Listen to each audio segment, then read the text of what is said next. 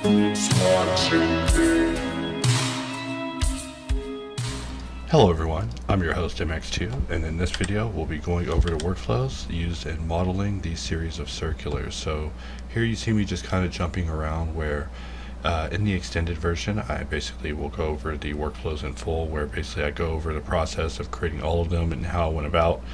For this particular one I ended up using bevel and triangulate to try to force subdivision just to see how it worked for old time's sake. And then I tried making a second iteration that was a little bit less busy compared to these two. And then finally I came up with this one, which is the one that I'll end up using on the robot. So really we're just going to just have some fun, just do something light, just talk about circulars, which is just a type of modeling I do whenever I'm just feeling brainless and simple and just want to have some fun. So without further ado, let's go ahead and just jump in here. So as far as hell goes, we enter the first circle and we start off with Boxcutter, setting our resolution something like 16. At that moment, I was actually staring at it and realizing that having a non-publicly visible resolution is a major oversight, and I just now recognize it, and now I seek to lobby to have something done about it immediately. Just an observation from the beginning. As always, I love getting in and just testing join and exact, just to make sure that join and exact is working, but I never can truly trust join and exact. But you know that join exact is working when your subsequent booleans aren't working out. You know, it just gets more difficult. Like right there you see it fluttering, and that's because of my modifier order. And the thought was to move the mirror up the stack, but that would have affected other things. So instead I kind of just battled through it, which I mean is kind of irresponsible, but whenever it comes to Blender I'm always trying to test the flexibility of how far I'm able to move through these booleans before I have to start being accountable, right? Like I've seen in other videos where it's strongly recommended to just work non-destructively and stay on exact and never get in and deal with things, and I see the atrocious meshes that the booleans give it. I'm just like, wow, that is slightly irresponsible to say, but hey, if it works, it works. But here we're looking at this mesh and we're seeing that these near misses, if we're playing Burnout Revenge, this is like whenever you're just getting past cars and you're just almost about to crash. You know, so many near misses, they're just terrible. I mean, they feel good to have, but you're going to crash, you know, and your mesh is having these shading issues, and that's always the goal, right? Like, you know, when should you bevel? When should you solve for subdivision, right? Like that was a question someone asked in a previous video, and I actually want to try to go into that question a little more in depth in this one by demonstrating how you can go through the traditional C# workflow of just kind of marking, sharpening, and beveling edges, and using that as a way of basically leveling up the shape, right? Like that's the goal here, is to create a shape and level it up to a level that's visually acceptable. And that's, in my case, by integrating all these design choices together. So here you see me solving it with now for subdivision. So now I've actually taken the bevel and converted it over. So just kind of a thing I've noticed. I was like, wait, jumping over into subdiv from HardOps is basically very easy, and something that I'm not even using to the full extent, where I should be creating a shape that's suitable for booleans, where you see that when I'm doing it for booleans, I'm basically done. I could be outside, you know, having a beer, or I don't know why I have to go outside to have a beer. Never mind, that metaphor doesn't work, but you get the idea. So here, you know, once we turn on analyze, it turns into a video game of get rid of the reds. You know, it's the communist battle, right? But there's also the yellows, so you know, it's kind of like the real world, right? We're fighting the Chinese and the Russians at the same time, but you know, we're talking about world politics or polygons here. So moving on, solving this shape is an easy time, and the thing was every time I stopped the recording, I thought, that wasn't painful enough. I should go harder, just a little bit harder. So whenever it comes to modeling, you know, modeling without reference images is so liberating and free, just so easy, which of course is why you should feel guilty and also strive to, you know, at least look at a little concept art, which is what I'm trying to do. Just look at a little more concept art, you know, instead of just free braining it, right? But it does feel very nice to just work based off of my own choices and limits, and as a result I give myself a pretty easy mesh to solve, and this result is not that bad, but it's me giving myself a chance, right? Like if this was wrestling, this is me being Hulk Hogan and using creative privilege, but we got to take it further, right? So that subdivision result worked out pretty good. We're going to spend a moment just kind of jumping around the model. Looks great, right? Except for that part. That part isn't right, so we'll just put a few loops in there. And at the same time that I'm modeling, we are having a dialogue internally talking about UI interface, talking about ways of conveying the tool to the users and alternative methods that's closer to the mouse cursor rather than the bandolier system. But at the same time, I also want the bandolier system to reach a level that I would consider sufficient and final, which is going to require about 50 more levels of enhancements, but I'm going to try to write that out. So now we're on to the second layer of hell, circle 2. So we're looking at our shapes and we're thinking, hey, we did pretty good, right? I copied my original cylinder to my clipboard, so every time I jump in for another round, I'm just pasting it back in there. So now this time I'm more serious. I'm going to get in here and we're going to get the pain. So every time you see the mesh flicker, that's kind of one of the artifacts of dealing with Exact. Like Exact is like, it has some hot spots that just makes things a little weird, so you just got to be mindful of that. But it's just something I see that I've been in the paint so long that I'm used to these nuances that I barely even have the capacity to mention them sometimes because it's just like a Blender-ism. But I see that other people will get completely confused when their mesh completely disappears because the mesh is in a, a cursed area. So I suspect one day it'll be a thing of the past, but for now it is a matter of the present. So continuing on, I want to do a couple of cylinders in the side. I mean, this is all for the robot. I wanted to have just some more interesting circulars happening in the areas where there are circulars, like all the circulars were placeholders. This shape is interesting because I think this was the one where I tried to make something unacceptable happen with the solving, and I ended up really refining the shape manually. So you're in for a treat with this one, because this is a example of me up-resing a shape in order to make something work on a transitional area, which is a common question I see with beginners. Like, hey, I try to have this very linear shape extrude out of a rounded shape. How do I deal with the pinching? This is the video for you. Do not recommend it to your friends. Do not recommend this video to anyone. Just kidding, I'm just talking smack over here. But I've just decided I was going to just do like 3 hours of recording and then just come in the office and just do a little bit of narration. So I've been working on this computer I call the NUC, which is like a little itty bitty toaster computer that was made by Intel back when they were still looking great before their stock price went down to like $23. I mean, now the company really needs to be praying. So of course the first step in this workflow that I'm testing right now is getting in and just doing the old sharp. But whenever it comes to sharpening, I've gotten pretty used to using auto smooth and just letting auto smooth handle things, but here you see I'm actually using markings and just letting crease, sharps, and edge just be present and letting that handle things, because it's so nice to go under bevel and press L and change its limit method over to weight, and then use that in order to guide what you're doing, and then you can just manually mark things and control everything, and then you get in and you deal with the weight. And I see that maybe I never really thought heavily about the benefits of that in a transitional phase, meaning that when I'm turning this mesh into a subdivision mesh, having access to the bevel weight allows me to adjust how much the subsequent bevel intersects without me having to lower the overall bevel width, which is just amazing. It's just amazing. But it's one of those things I just don't take advantage of. But I see now that, every tool at my disposal. So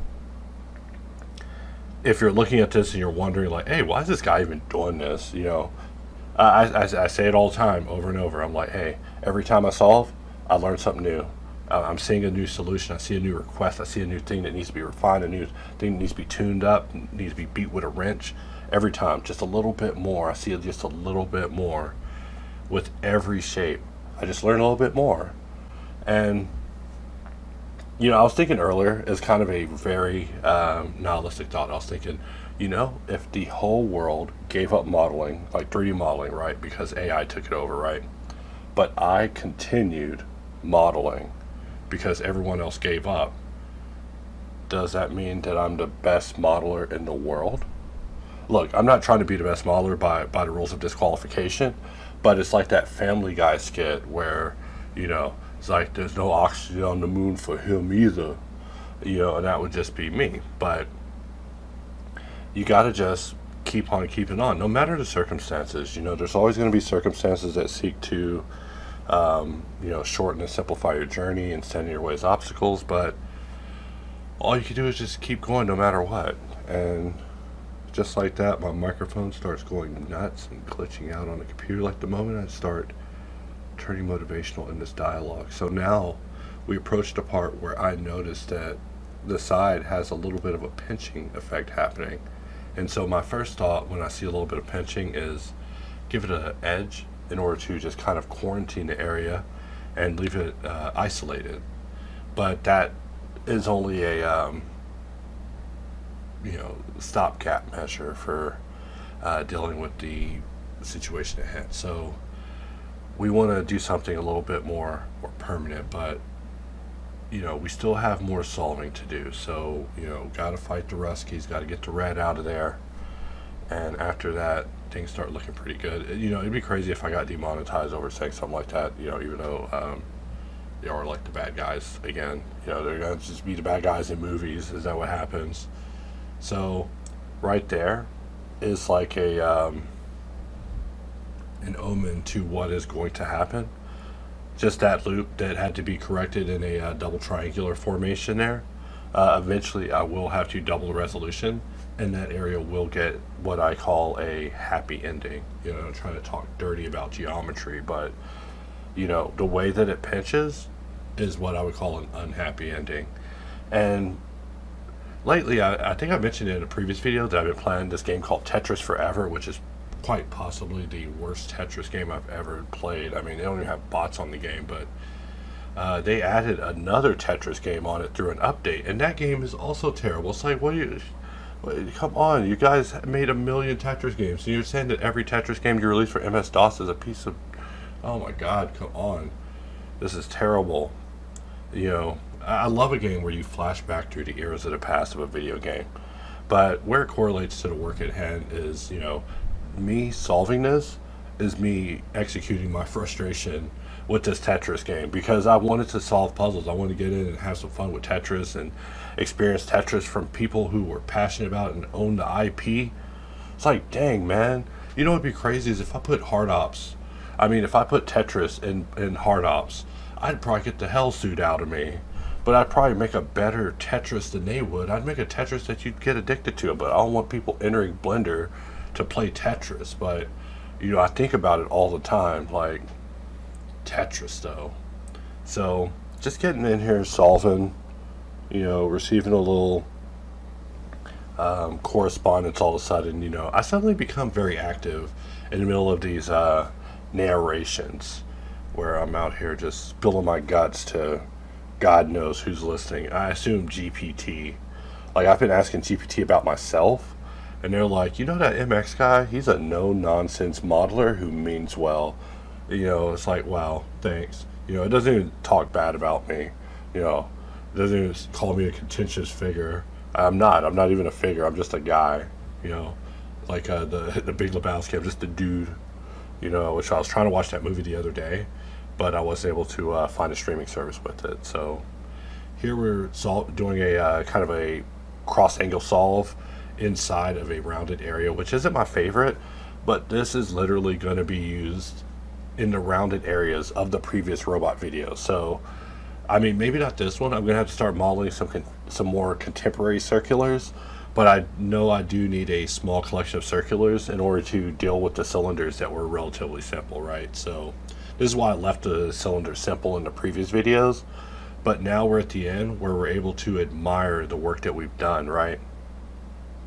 But we're not done, right? There's this pinching there. There's this pinching at the bottom, and you can see it there. That pinching, unacceptable. It's unacceptable. So you see me wrap this video and I take a victory lap, right? I look at this and I'm like, dude, I did good. I did a good job. You know, I even put a circle in the middle, which one of my favorite features of nSolve is the circle in suite, where if you press F, it will basically make the circle fit to the face selection that you're drawing the circle in. So basically it's a form-fitting circle, or at least our first attempts at it, you know. I get very excited about very trivial things, so, you know, you must excuse me, but I've been trying to get the same thing over in Boxcutter, but, you know, due to Boxcutter's input differences, such things are more difficult to plan. But we look at this and we say, you know, this is successful. We got our block ends, we got our block ends, we got our live version, we got our bevel version, we got our topologically solved version. We are good on this particular circular, except that pinching is hideous and unacceptable. And if I'm going to care about shading, I'm going to have to do something about that. And so I wanted to do a demonstration of how I would actually deal with that sort of faceting that's happening. At least an idea that I had for it at the time. Like, I was just looking at it thinking, how would I solve it? And I was like, you know, maybe I would do a little shrink wrap. You know, people ask me why I don't shrink wrap. Hell, people ask me why I don't use normal data transfer, which is just because I'm always moving things around. I'm trying to keep things live just because I'm so jumpy, right? Like, I'm always trying to move things around. At this moment, I was thinking about using Alt-S and starting pushing the loops out, but I realized that I would have made a mistake there, so it's just easier to not even get in there like that. But I'm just adding loops and just making things congruent and then preparing to merge things together. And surprisingly, this open-faced mesh with a mirror modifier was able to merge with this and leave it as a whole without any geometric artifact. So, you know, you can complain about Blender's booleans, but this is one of those instances where basically I was able to do a boolean on a very random situation and get a very superb result, and that's exciting. I mean, hey, the future is getting better. See, AI is taking all our jobs, but, you know, booleans are getting just a little bit better. You know, it's a trade-off. Not a good trade-off. Just kidding. I'm trying to make jokes here. Gallows humor. All right, so back to work. So we got to make things merge here, and, you know, to be honest, at this point, I'm not so crazy about getting the topology right as I was in the previous video. So this is just a, you know, and in fact, the merge isn't going so well because the topology caused a slight shrinkage, and we can see that in the fact that it kind of sucked in a little bit near the bottom where we did an apply level. So instead, I am going to turn a vert into a spin object and use that to project this outer face on. So I'm trying to use seams as a way to use L to select this area. However, I think something's going on with Blender where they made it where pressing L doesn't select the full contiguous area isolated by seams. And it drove me crazy. I kept pressing L and I kept looking at my selection. I was orbiting around and I just kept messing with it. It's just like, what the hell's going on here? You know, I just didn't know what was going on. It was just puzzling me.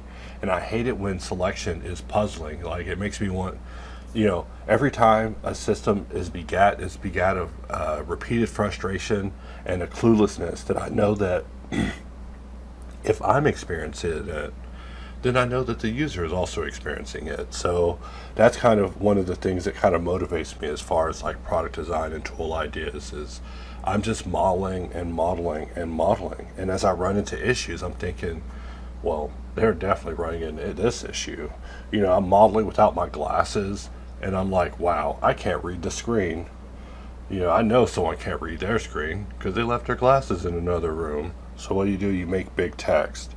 Or you model when you're tired, right? So your arms and hands are tired whenever you're trying to press all these hotkeys, right? So they're just modifiers, right? But even tool glitches make me realize that there could be like a party mode of Blender where there's like random modifiers you earn points for, just like use extrude in the next 10 seconds for 50 points. And I don't know, I've just been thinking real heavily on it. But here we are looking at it and you can see that the shading, it's just better. You know, just up-resed it one time and it really wasn't that difficult. But It's just one of those cases where you got to watch out where to make sure the knife isn't thicker than the butter, and that's really it. And with that, we are able to, move on to this. I mean, there's a little bit of topological cleanup that has to be done here, so I'm just doing that right now. But that's really all there is to it when it comes to this part. So it's worth celebrating that I finally made it to the end of that part. But of course, got to do a few more edits before I get out of here, just to make sure that it's absolutely right. And then of course, do the projection with the shrink wrap. But it appears that that part's already done. You got to do a little bit of tapping back and forth, and I just compare it. And just, this was a successful situation where I was able to up-res, and now we're on to the fourth circle of hell. And this one truly was hell. Truly was hell. In fact, I look at these parts and I'm like, should I use these in these small areas that I was thinking of? Or should I model even more simple circles and use those instead, where I actually model things that have like the indications of screws and bolts? But I will at least do a additional round maybe at the end where I experiment with these parts in use. And I wanted to just do something that wasn't split into fourths, maybe split into half. So of course, anytime a circle is introduced, my brain's thinking, oh, brother, it's not my favorite thing to solve. In fact, and the only thing better than that is another one. In fact, I even moved it off to the side of the midpoint, so that way it would just be a little bit weirder. And then of course I was trying to set myself up a little bit by beveling the cutter and then using that to be part of the solution. It's been a while since I've done a rounded circular, so I figured that would be how I'd christen the center of this thing. But even as I look at this, I'm like, wow, this circle is a little extravagant. So I'm gonna have to calm down with the circles that I'm offering you guys today, right? So we're just jumping in here, and I figured a couple of overhangs would also make this thing really phenomenal to gaze upon, right? Like if we kept it circular, that would just be boring. In fact, I was cutting all the way through and I saw that that was a mistake pretty much immediately, which is good, because sometimes I don't see these mistakes until the end, and then I'm laying awake in bed thinking about why I cut all the way through this mesh, making myself look like an idiot.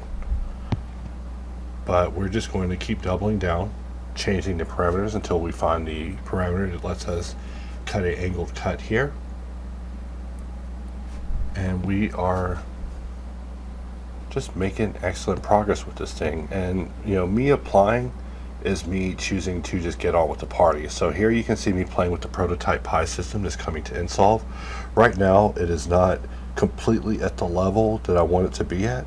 So like I said, I'm doing a lot of tool testing in these, but nothing's worse than putting out an idea and that idea is not completely baked to fruition. So that's really the only thing causing delays. Is one of the things I did learn from Hops is that just putting out things without really cooking the ideas in the oven and really refining them and really thinking about what you're putting forward can sometimes lead to unpredictable results, and sometimes cause impacts and ramifications that you didn't necessarily account for. And that's just crazy. In the multiverse of possibilities, there's some possibilities that you just could not even imagine that can happen just from you choosing to just not finalize a concept, right? And right now we're trying to finalize quite a few concepts, but it's the fine print at the end, just that minutia at the end. But we're getting there. It'll be great. It'll be great. And you can see in the corner just a little bit of the indication of the new UI that's coming, but just a little pressure test of just seeing it show. In fact, anytime that I'm working and I'm not getting errors, I'm happy. In fact, me using select right there, just getting in, just testing, grabbing it, and having it actually work for me, very pleasing. Still, everything that I test, I'm always thinking about the revisit of it and the refinement from level 1 to level 50. So for this area, we got a little dense, but the solution for density is always in the reduction. You just simplify things and it just makes things just a little bit easier. It's all about the reduction. In fact, I go in and I reduce it once more, which brings a few more n-gons, which brings a few more triangles, which brings a few more quads, which gets rid of them.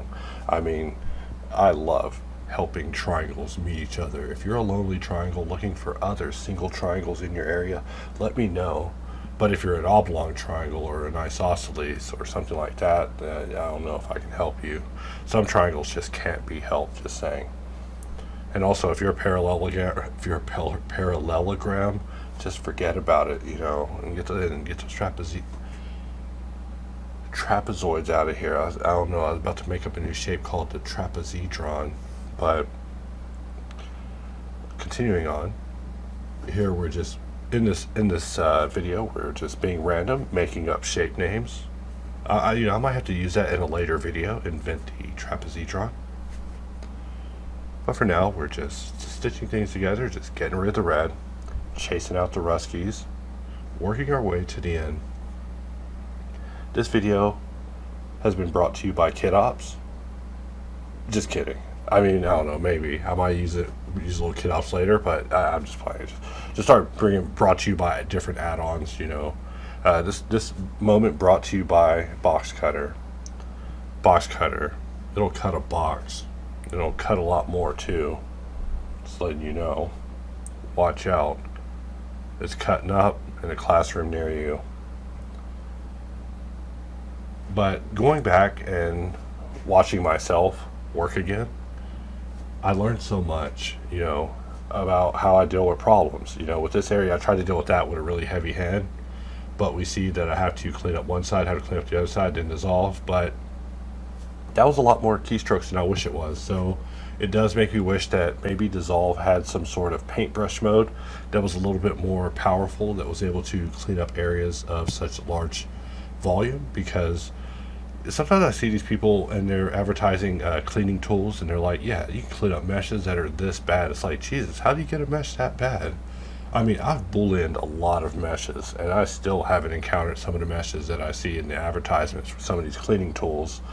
So, you know, not to marginalize them or anything, just saying, I guess I'm a little more kind to my meshes, but I thought I was being quite abusive to this mesh when I was setting it up at the end. That was my goal. My goal was to try to set myself up in a situation that would be painful. So, I mean, at the top where I almost grab the top and clip it, but it's not there. So, I mean, I had a little n-gon there because it's just so tight. That is the sort of stuff that I'm trying to go for with this. I mean, no one will look at this and admire it because this part will be scaled down so small it'll be insignificant. But every part that I'm looking at right now, I'm just like, wow, if you took that and you just jabbed it into a robot's face, you're done. You could punch out and go eat lunch. It'd be the fastest robot model ever. You just take one of these pieces and you just stick it right in the forehead, right? It'd just be over. So instead, we gotta just continue on imagining these being used as joints, but the excitement of getting close to the end of solving one of these puzzles is just fantastic. I mean, not exactly the same joy as I get from playing Tetris, but, you know, it's pretty close. It's comparable. Speaking of which, there's a system that will definitely make this process a little bit more interesting when we add our combo system, which is finally, you know, reaching the end. So that is something also that you'll be seeing very soon. Which, once I have that, I will not want to model without it. In fact, I'm already thinking of ideas now, like maybe we should have it start exactly when you start using nSolve. Like the moment you do your first solve, the timer starts, the whole game starts. But, you know, Blender, if it's going to be less of a thing used for, you know, the industry, then I definitely see other purposes for it, right? That can help it live on in eternity. But I jest, of course. There will always be a need for CG. Maybe not a need for polygons, so probably point clouds or something. I don't know. Things are looking real weird. Everything's shifting. So here I try to add loop cut and map it to the pie menu, but we see that it's not quite supported yet. So that's something that I'm going to need to go back and have some adjustments made on, but it is what we're testing on right now. So there's quite a bit happening internally as far as activity, but there always is. We're always working, but with it being Christmas, I was watching OpenAI do their 12 days of OpenAI. I was like, oh, that's fun. Look at them getting out there, mainly offering features that aren't even available. I mean, I guess that's the spirit of the season, right? You are releasing things that isn't even coming out anytime soon. So now we are finally at the end. We're at the part where we're successful on this. Like, we've successfully completed this model, doing a little project loop just to get things cleaned up, and then we are just going to just get rid of any tries that are next to other tries. I mean, if there's two tries next to each other, they might as well become quads. But if there's just a single try in the middle of a flat face, that's nothing to me. That's just a loop terminator in my eyes. So now we're able to just admire it on a shading level and just spin it around, and that is a shape right there. That's a landmine, that's a helmet, that's a robot's nose, that's a robot's eyes, that's a grenade, and now it's over. So with that, I thank you all for watching, and I'll see you guys next time. So I wanted to end it on a better note, and that is me designing a part that is actually more suitable for replacing all the circular areas, because all the other circulars were a little too intricate, right? Like, there's too much going on with them. In fact, I might use those for other robot parts later on for a different discussion, but still, I love all those circulars and I'm proud of them. But let's make one that is just a little bit more subdued, not so crazy. So just starting off, doing the usual, blocking it in, stiffening the areas that matter. Two shape is just so great. My favorite thing about two shape 2 is when it comes in, the shape is precisely where it needs to be mathematically. So that means when I jump things over to exact, I just know that they absolutely work. Versus in Boxcutter, we have a few automatic systems that attempt to try to snap things to be exact, and you're just never quite sure, even with the notification system. So sometimes I just handle these sort of things manually just because, but you see that, I have a place for Boxcutter and I have a place for HardOps. One of my favorite things about using the circle of nSolve is being able to press F and make the circle fit to the shape that I'm cutting out. So basically that circle fits this area geometrically, and then I just use a simple preset of inflow in order to just simply grid fill, just really fast. I try to experiment with all the different ways of doing something. So you might notice that whenever I'm working, I'll be pressing Control R, I'll be clicking the button, I'll be using the pie menu, I'll be using all these different methods for doing it, and I'm just jumping back and forth, just trying to see, how it feels when it comes to dealing with, say, distance or accuracy or gesture, just how it feels and which one feels the best. Because, like I joke in some of my earlier videos, sometimes at 5 o'clock, you want to just work a different way. But I joke, of course, it's just a Cosmo joke. But I guess I should also throw in a Merry Christmas to everyone. But that said, let's get back to the narration at hand, making this video timeless. So whenever it comes to triangles and quads, really it breaks down for me when it comes down to flat areas. Like, whenever it's a flat area, it really turns it into a lawless territory for me. So you'll see me just kind of just let things just be a little bit more loose when it comes to triangles and n-gons. In fact, me being mindful of triangles and n-gons really isn't for me to eliminate all the n-gons and triangles. It's really for me to just make sure that the triangles and n-gons are where I want them to be. There's places that you want them and there's places where you don't want them. For me, I want them to be on flat areas and not in transitional areas. When it comes to n-gons they're just harder to unwrap, that's all. So I just try to get those out of there. But really, there's not really any beef with me and n-gons. I love them still. In fact, if I wanted to just get in here, be messy, get in, get out, I would just model and just leave everything unresolved. But we're going to try to resolve things. So we are approaching the end of this. So now I'm actually just solving the bottom, getting it to fit in sets of 4 with a subdivide, which we will slide up. Just always testing the flexibility of geometry and making sure subdivision is right before the auto smooth. And sometimes I always make the mistake of not protecting certain areas. So this area's perimeter definitely needed some protection, but every now and then Blender does that thing where an edge will kind of just jump out that isn't needed, and it really isn't needed, but here we were able to just get rid of it. And just a few loops just to tighten up some areas, a small loop just to really tighten that area up to make it very crisp.